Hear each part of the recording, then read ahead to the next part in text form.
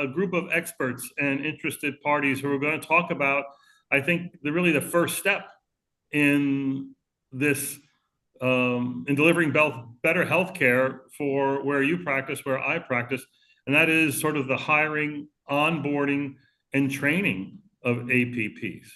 So I want to thank the sponsor of I'll thank the sponsors at the end, but we have a bunch of sponsors who've been very kind and very interested in supporting all things APP.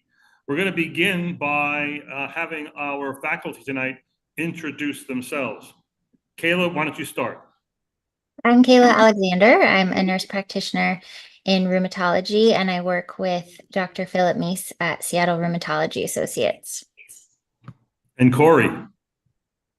Hi, I'm Corey Dewing. I am a rheumatology nurse practitioner, adult nurse practitioner.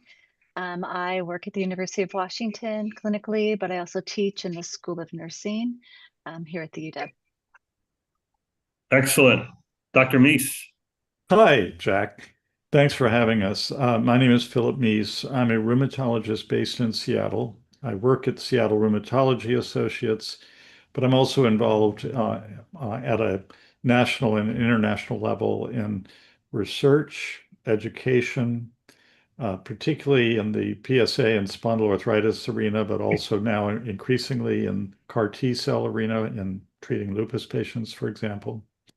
And I've been one of the, I believe, longest advocates for use of advanced practice practitioners, or APPs, in the country, really, starting back in the year 2000, when I first started working with a nurse practitioner.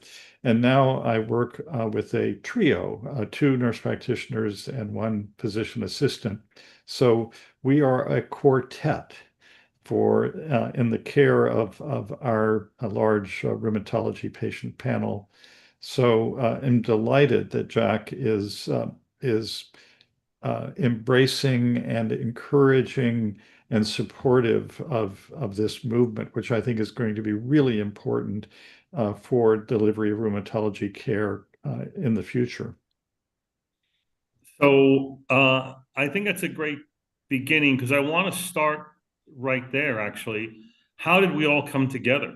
And so let's go back to Corey and Cayla and ask you both, how did you get into rheumatology? I mean, you could have made a whole lot more money going somewhere else, right? How did you end up in rheumatology? Cayla. I actually found out I have axial spondyloarthritis myself, and I found that out in my first quarter of nurse practitioner school. And Corey happened to be my instructor at the time. And so I had kind of a crash course learning rheumatology. But I think I would have found my way to rheumatology anyway, just because the diseases are so fascinating to me, and just the continuity of care and getting to see people actually improve is really satisfying. Corey. Yeah, so when I started 23 years ago, I had a mother who had rheumatoid arthritis, and I had a bachelor's degree in biology, so I loved science. I had a friend who graduated just before me in the program, had looked into a practice that was a part-time position and said she loved it. She couldn't do it though because she needed full-time. I interviewed there, and it was rheumatology, and I thought, I want to go into chronic disease. I certainly was not intimidated by rheumatology as a specialty. And what I loved about that practice at the time is that there were other nurse practitioners there who could help me model my role, because as a nurse practitioner in rheumatology back then, it was pretty unusual. And so that's how it all started. It was actually with Philip. All things go through Philip. Philip, were the advanced practice providers, Philip, thrust upon you in the beginning, or did you choose to hire one, and why did you? So the very first nurse practitioner I worked with was actually an RN at the time, before she went through training to be a nurse practitioner. And so I'd been a long-term working with me in that capacity. And then she started doing weekend and night school at a local university to become a nurse practitioner and then stayed with me. But what ended up happening is she became so good at what she did and a really charismatic person. And so she was picked up by the pharmaceutical industry people went on into pharma. And then Corey and I worked together. And then over time, what I've found is that it's just, I can't even imagine being able to practice without working with an APP that by my side for so many reasons, not just the fact that I'm lazy and hate keeping records and all that sort of thing, and can't figure out how to order an X-ray. It has more to do with the fact that I feel like the patient is getting the best care when there's always someone here in the clinic and not gallivanting off to ACR meetings and whatnot. And then also the fact that think of the age and sex of many of our patients with rheumatic diseases, younger females. And I think that they see me as a person with a lot of experience, hopefully a certain amount of wisdom, some gray hair, certainly, bringing in that to the care program. But then they've also got someone that they can really relate to emotionally and be at their level as they go through experience of their disease. I think it's the best overall way of delivering care to our patients. So in my fellowship, Artie Kavanaugh was a little bit behind me, and our chairman was Peter Lipsky, and we were going to get into translational clinical trials and biologics and all kinds of things. And Peter's first hire was to steal a nurse practitioner from the hemophilia clinic that he knew through his wife, who was working in the hemophilia clinic. And I knew nothing about nurse practitioners, and I quickly learned I got to work hard to keep up with this woman. She knows way more about how to get stuff done and how to take care of patients than I do. And together, we all learned how to do clinical trials, and we were amazingly prolific in that.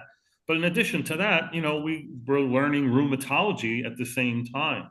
So after 12 years at UT Southwestern, I moved on to another teaching program in Dallas, and my first hire was a nurse practitioner. And it was the best hire of my life.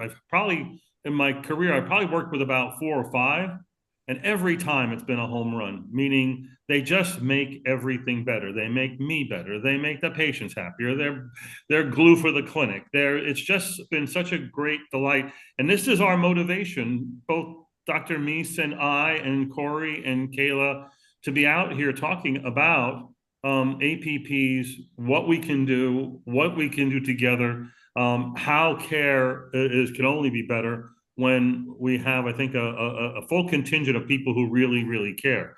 So that's what we're doing this month in Mission APP Partners in Care. I do want to thank the sponsors of these 4 Tuesday night rheumatology sessions we're going to run, 7 p.m. Eastern time. That's the 4 sessions we're going to do. We have 5 sponsors: AbbVie, Eli Lilly, Johnson & Johnson, Novartis, and Sanofi, and kudos to them for making APPs a priority.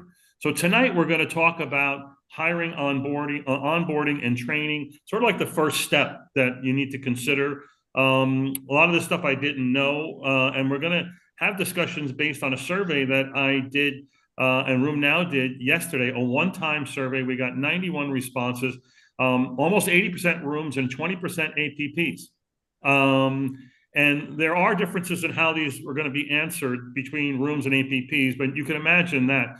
But most are from private practice, 20% from academia, 10% are hospital-based. So we went into this asking a number of questions, but I want to sort of set the stage.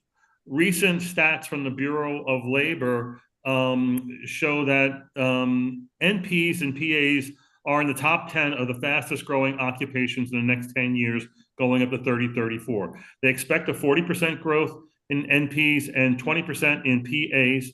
The median pay in 2024 is about 130,000, and the new jobs that are going to be added in the next 10 years is 128,000 and 33,000 respectively. Why? Well, we know there's a tremendous shortage in healthcare for providers. Really, in rheumatology, there's a gigantic shortage that's only going to get worse. I mean, I keep reading the manpower reports, and they're just not good. So the good news is that over time, APPs have had an increasing role in delivery of healthcare, more so in specialty care than in primary care. And that's where we see the benefits. We know that they're influential. Everyone tells us it's so. Those of us who work with them know it's so. And they'll see pharma reps just like we will. I think they're a little more likely to see pharma reps than we will. That number used to be about 80% for MDs and is now down into 60s and 50%. It's about the same for APPs, but I know what they're as a group, they're highly influential. So I asked the question, how would you recruit an APP into your practice? And how would you interview an APP? And when I look at these results, and these are the results of about 88 on average, some of these are about 70 respondents. I think that it basically says most people don't know what they're doing. They said job postings, right? I mean, how are you going to find? And then how are you going to find a rheumatology fellow? Good luck with that. Well, you'd go to a program. You'd ask around. How are you going to find an APP? The options are here. You could do job postings. You could get involved with the APP training programs. Word of mouth, hire a recruiter. Social media, no one knows really how to use. No one really thinks that signing and salary and signing bonus are influential, when in fact, they're incredibly important, as are incentive packages. And then the next question is, who should do the interviewing? Who should choose your APP? If you're someone experienced like the four of us, and you're doing the interviewing and the choosing, it's not that hard. You know the skills, you see the interest. What did we hear from Corey and Cayla? They were motivated. They're problem solvers. They're interested in one-on-one care. They didn't rush to get a hospital job or an ER job. They went with outpatient medicine. That suits their style. In some places, it's a committee. And most of these, 80% of these answers are coming from rheumatologists. APPs actually chose a higher number of APPs. It was like 40% would say that APP should be doing the hiring for other APP jobs in their center. And then the question I asked that mirrors something I asked back in 2017 is, what's your next hire? In 2017, everybody was waiting to hire another rheumatology fellow. They don't exist. They're zebras. They're unicorns. They're hard to get. And very few people were thinking of APPs. It looks like here in this survey from yesterday that more are considering a PA or nurse practitioner, 45%. Back in 2017, more than half, 58% were not hiring an APP to meet their clinical demands. Now it's only about a quarter are not hiring, but there's still a lot of holdouts for experienced or inexperienced rheumatologists. One more slide. Well, actually, I wanted to stop here because Corey actually published this and looked at this issue recently in a recent edition of The Rheumatologist. Again, just came out days ago, tips for recruiting and onboarding advanced practice providers. Corey, do you want to start to address this question and how we should go about hiring people and what are the important first steps? Right. I mean, I think that there's no right or wrong way, obviously, but I do think that there are sometimes ways that you can get into finding out who's available. Nurse practitioner programs are present throughout the United States, and there are intense needs for clinical, practical people to work with them for their clinical practicums. And that is, most of these times they just need a few hours, a few days just to observe, to see what rheumatology is like. It's a fantastic way for them to get exposed, if for no other reason that they're going to be making referrals into rheumatology if they're working in primary care, but also it's a way to see, could this person be somebody who's interesting and might be a good fit for my particular practice? It exposes you to a variety of different students, and then the word of mouth with the students and their own cohort. Maybe they don't want to go into rheumatology, but just like in my case, they might have somebody in their program who's interested in that. I think that's by far the best way. Other ways, most of these programs have capstone projects. And so presenting, if there's a clinical problem that needs to be solved within your clinic, getting free labor, a doctoral student to help you with that project is a great way to introduce a student into rheumatology. And most of this is by word of mouth. So there's just getting to know who's out there in the in the nurse practitioner nursing field is a great way. When I was hiring I think my second or third APP, I asked around. I called the program. I asked other APPs, and amazingly, the same name came up, Leilani, and I interviewed her, hired her, and everyone said, "How'd you find her? How'd you get her?" Because she was like, everyone knew how good she was. Philip, what's been your secret to having so many skilled and wonderful providers join your practice? How does that work? Well, let's see. I think, first of all, there's a community of APPs within the Seattle region, and at least one of the PA that has come to work with us was working in another rheumatology practice, thought that the grass was going to be a little bit greener on this side, and so came over and joined me. And so that was one way. Another was a nurse practitioner, Lynn, our nurse practitioner, who had moved here from Florida, had been in primary care previously, but then saw a posting that we had put out and came in and realized what a rich and incredibly varied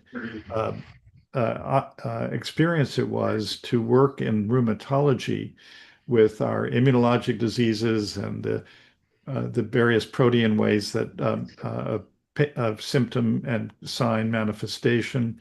So it became a bit of more of a challenge, in an interesting one than what she was experiencing in primary care, and so came on board.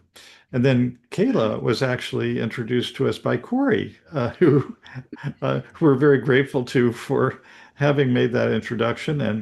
And I think Cayla's had an opportunity to work with several different rheumatologists. And I asked her earlier today, sort of what perceptions of differences between our styles, my style and working with her and teaching, that sort of thing, versus as compared to others. I'm wondering, Cayla, do you want to make a few comments about that? And because I think one of the things that I've heard over the years is if you bring in a nurse practitioner and then end up funneling all of your fibromyalgia patients to them, then that's awful. That's not what you want to do. Or just have them see, some routine follow-ups that need methotrexate monitoring. I think that the really exciting thing about working in rheumatology has to do with really getting deeply into complex diseases and then working as a team together to care for those patients. So, but back to Cayla, any comments you want to make about I differences? think I have had several onboarding experiences now, and all of them have been vastly different, but all of them have also been very positive. And I think the commonality between them all is that the rheumatologist I was working with, each one of them was so supportive and available to me and enthusiastic about my learning. And so it really didn't matter, even though the actual mechanics of the onboarding and getting my schedule going and number of patients being seen per day, all of that was so different. But I felt great at every single job. Every rheumatologist I've worked with has been so good, and it's been because of the support. So without getting into training yet, because we will get into training, what has the onboarding process been? Does anybody here want to advocate for hiring an APP and then giving them, 4 weeks of protected learning time before you throw them into the deep waters of a cutaneous vasculitis or something like that? Or is it active mentorship? Or Cayla, there must have been other APPs behind you that were basically looking for words of wisdom from you at the outset. How did you handle that? I think it really, the key to success is working together to figure out what the needs are of each person. And when I had first started, I did a nurse practitioner residency program and then went into rheumatology after that. And I knew very little about rheumatology then compared to what I know now. And so there was, through the ACR, there's a APP fellowship funding opportunity they have where the rheumatologist can take on a new APP that has not been in rheumatology before, and they get funding to set aside time in their schedule for that, for precepting. So I didn't have anything structured like a month set aside, but it was more, an hour at the end of the day to go over the patients, or sometimes in the morning before seeing the patients, so that the rheumatologist had that paid time. They didn't have to overextend themselves. I think that as a general template would work pretty well for most people. Or you in your article you mentioned the ARP division of the ACR, which you were past president of, has an NPPA onboarding toolkit. What does that entail? Right. So there's an NPPA curriculum guideline that's been developed based on the ACGME template. It is a document that outlines those areas of training that should be considered for a new NP or PA entering into rheumatology. And it was crosswalked with the various learning opportunities within the ACR ARP to make sure that we covered all of those areas with learning tools. So it really is kind of a checklist of things that should be covered. Philip, what's the first month look like when you hire an APP? What are your goals? A lot of You know- shadowing, Yeah. a lot of shadowing. It currently is the case that each of our APPs sees each new patient kind of like a fellow would, and then comes and discusses them with me. Then I go back in and we see the patient. We do the same thing with the second visit, and then after that, it really is varied. So in some instances, the APP is completely able to manage a patient ongoing without needing to see me, or maybe seeing me once a year or once every half year. And in other cases, the patient and the APP are more comfortable with me seeing the patient every time. So it really varies a lot. But back to the beginning stages, a lot of shadowing and a lot of just spending time teaching about how to do a joint exam, looking at a skin lesion together and trying to think about what does this represent, thinking through the differential diagnosis together. It's very much like admittedly how you are with a fellow when you're teaching them, and then as they gain more and more deep knowledge and experience, you don't have to go into that in as much depth. So, yeah.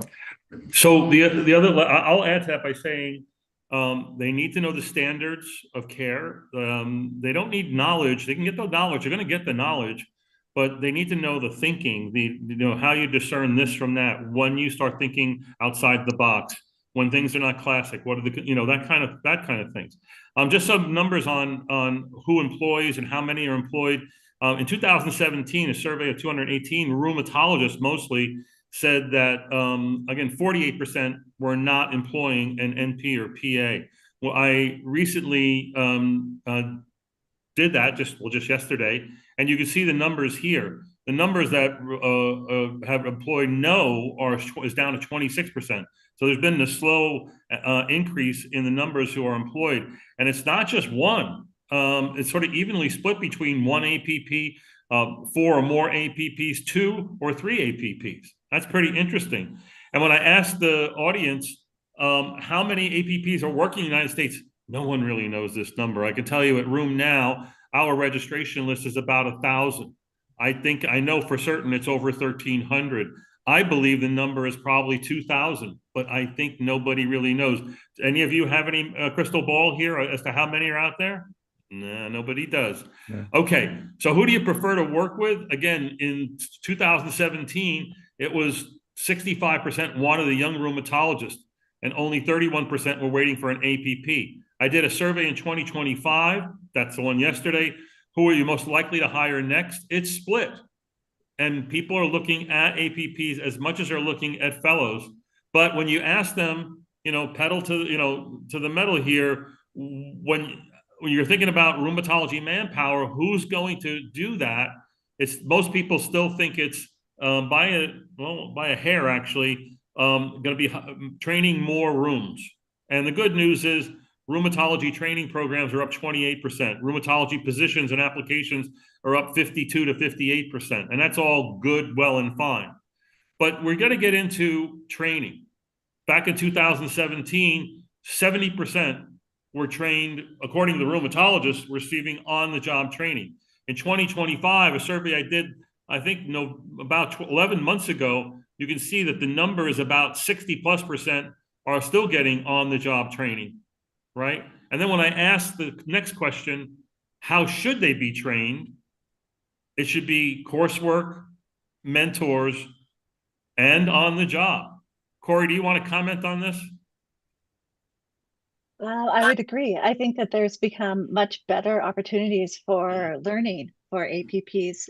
These courses didn't exist when I first came into the field, and now they really are focused towards the learning needs of nurse practitioners and PAs. So this coursework can be very foundational, but it certainly requires additional ways of learning.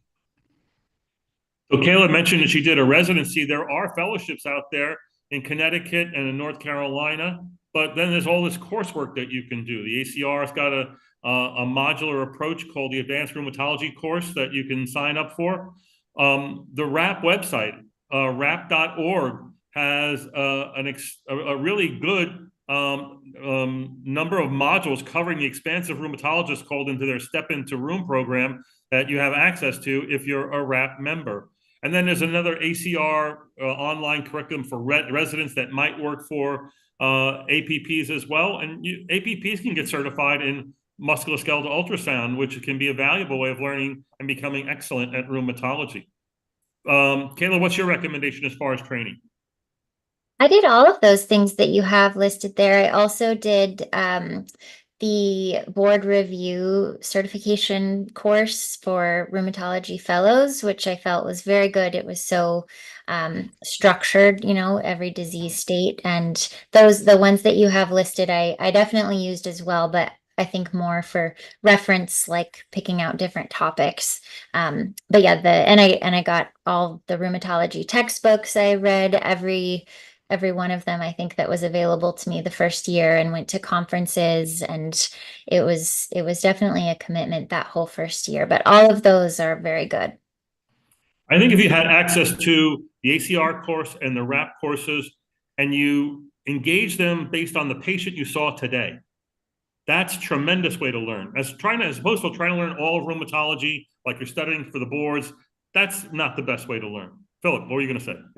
I was going to say that, yes, this is, using a word that Corey used, foundational and important.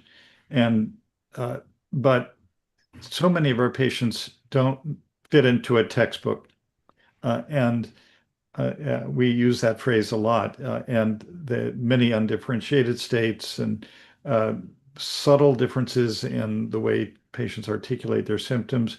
So I think all of these things are important, but the key thing is being in the room with the two of us together, and hearing how we both interact with the patient, how the patient articulates their symptoms and signs, and then hearing how, I mean, when I'm thinking about a patient and their diagnosis, I've got all these 40 years of experience to bring into it.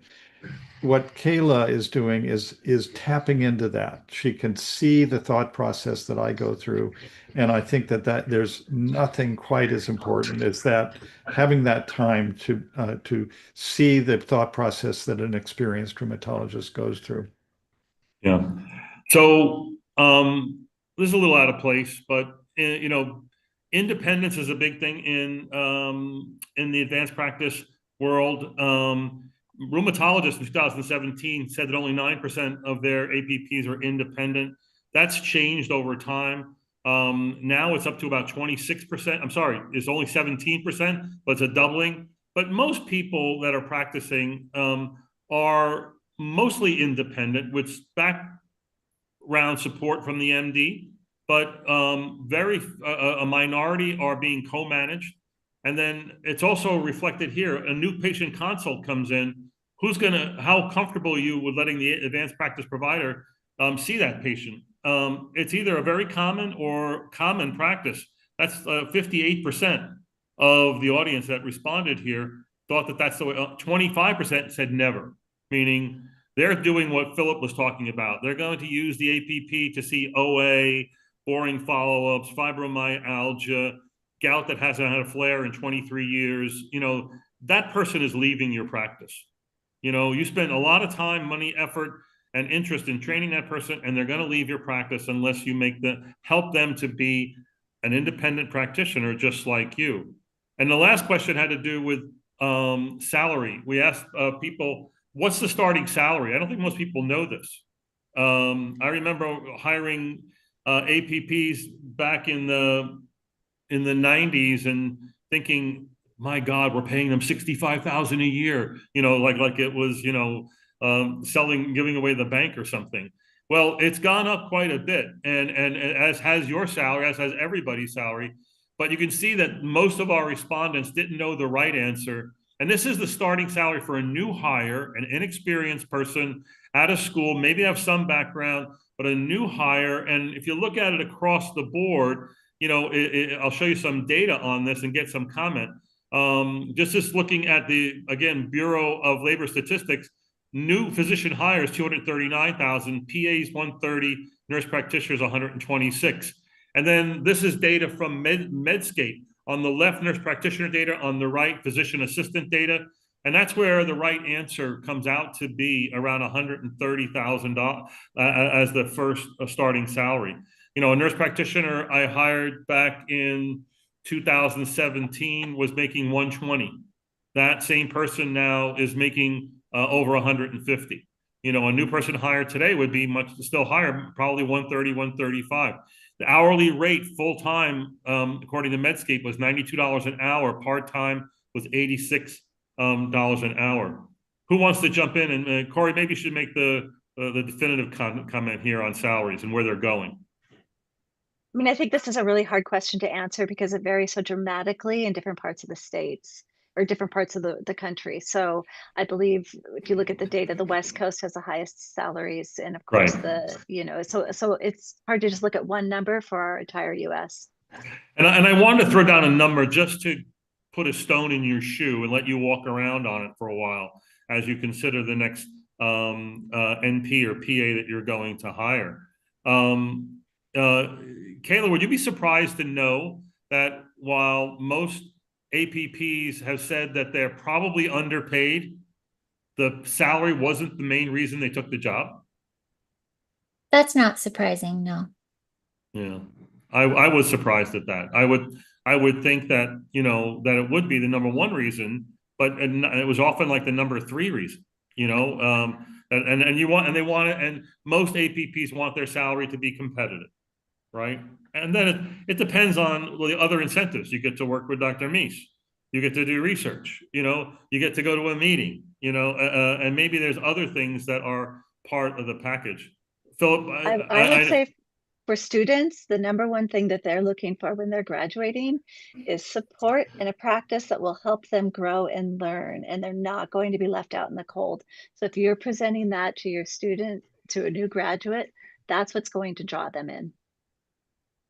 I like that, which is why getting involved in the APP programs is really important. I started teaching at the physician assistant program in Dallas in the last year, and I love it. It's great, you know, and maybe if I'm entertaining enough, interesting enough, you know, maybe people will say, man, I should think about that rheumatology thing. And I'm very clear in saying rheumatologists are the happiest of specialists, and then you have to provide some evidence why. And then if you can dazzle them, you know, in a lecture, that's great. But at least you're tied to the program. Maybe you can make your influence there. Philip, do you want to make a final comment on this? Right. So can you imagine working with anybody more interesting and entertaining than Jack? I can't. It's absolute hell every day. It's absolute hell every day. I would think that it would be something to jump out of bed for and come into the clinic and say, "What have we got going today, Jack?" So, but in all seriousness, I think that it's important to develop a collegial, uh, very respectful and very involved relationship that where you can have interchange of ideas. You have the freedom to be to say to each other, no, I don't think that's the right way to go here. I think we should go this way, and to be able to respect and understand and support. I think Corey's use of that word is very important in order to give that person real satisfaction and imbue them with the meaning of taking care of these patients who have such complex lives and their illness really impacts them. And then, as Cayla said earlier, to see them getting better with the types of transformational therapies that we have now, that's got to be extremely rewarding. And I think that it's not a surprise to me that the salary may be third down the list compared to the richness and depth of experience and relationships that are developed in a chronic rheumatology practice.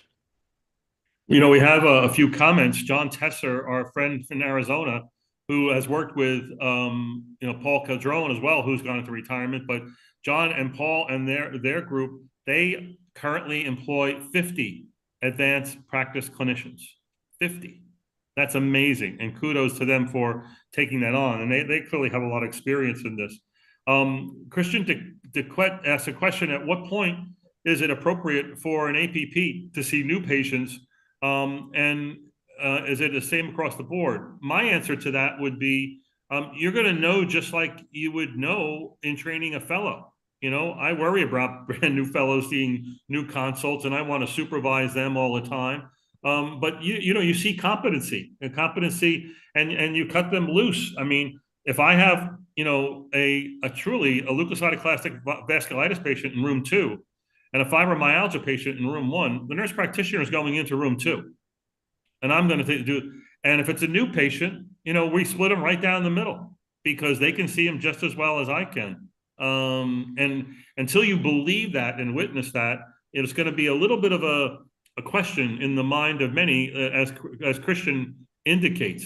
The last thing I put up here was how to, you know, build job satisfaction. And we kind of talked about this. Having competitive salary, mentoring, providing the APP an interesting scope of work or a challenging scope of work. The guidelines say that they should work with 1 or 2 as opposed to 22 physicians. That way they learn better, and then you become a more cohesive team in delivery. Investing in their ongoing education, and then, as Corey suggested, dedicated time for feedback, whether that's before the patient, after the patient, or during lunch, those kind of things. Corey, do you want to comment on this?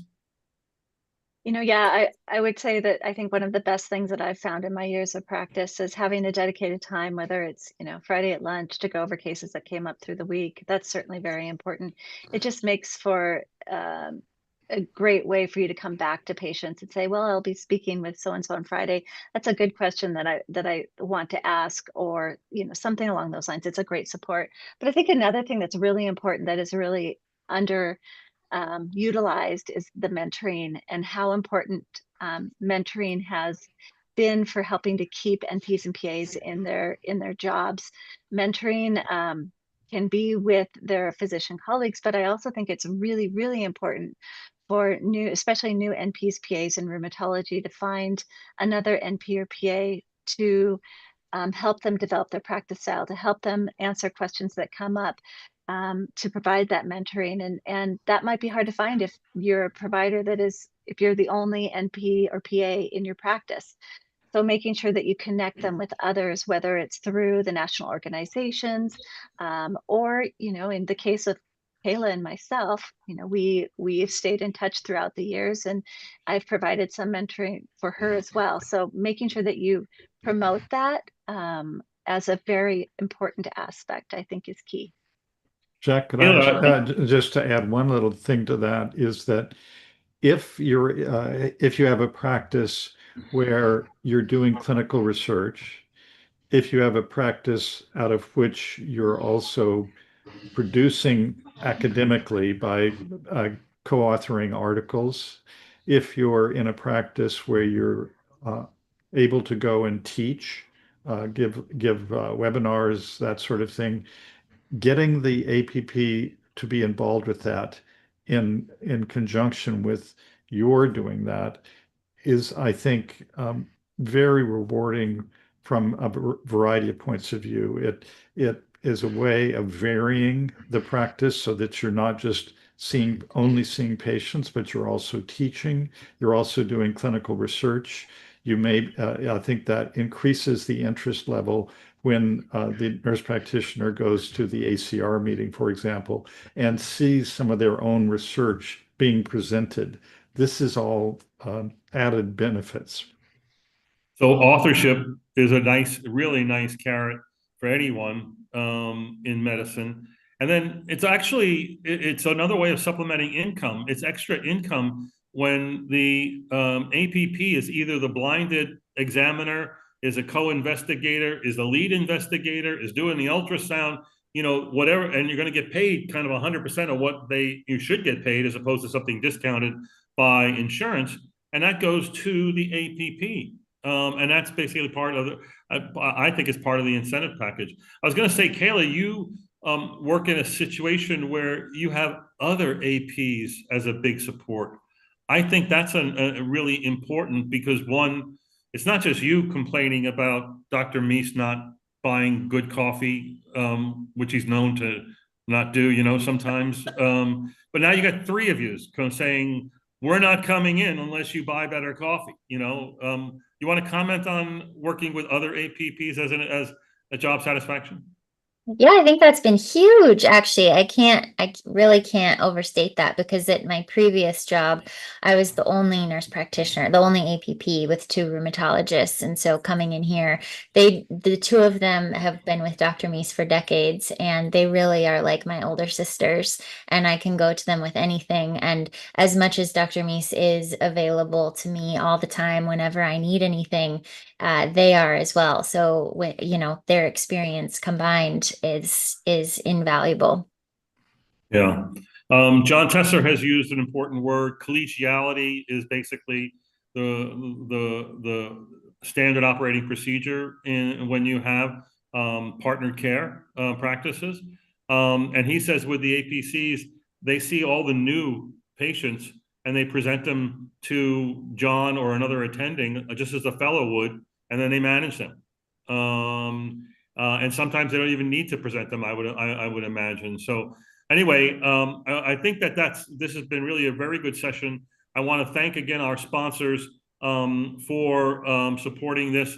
In the weeks to come, we have next week, we're going to talk about room cases and how guidelines fit in. We're going to talk about APP controversies and misconceptions, and then end our month with comorbidity management in our rheumatic disease patients. So thanks to Corey and Cayla and Philip for an interesting discussion. Please tell your friends about this. And again, Room Now Live is coming up in February. You can register now. Good night, everyone.